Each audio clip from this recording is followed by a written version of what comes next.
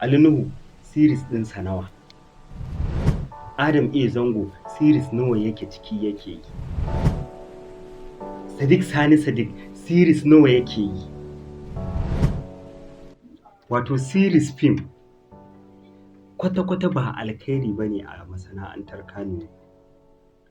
Amma me sai muka zo muka riƙe series muka ƙarfafa shi muka mai da shi ya fi komai mahimmanci a masana'antar Kannywood.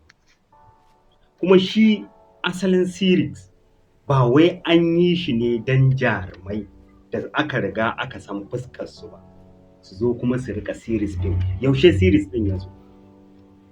Ai bai daɗe da zuwa ba. Amma daga zuwansa shi ma zamani ne sai muka karɓe shi. Sai muka saki wancan fim ɗin namu falan ɗaya da muke 1 and 2 and 3. Wasu ma ba sa yin 3 ɗin.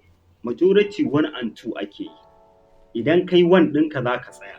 Mutane su ta nema a kasuwa a je a yi ta nema a yi ca a yi gungu a yi waye ana jiran 2 ya fito.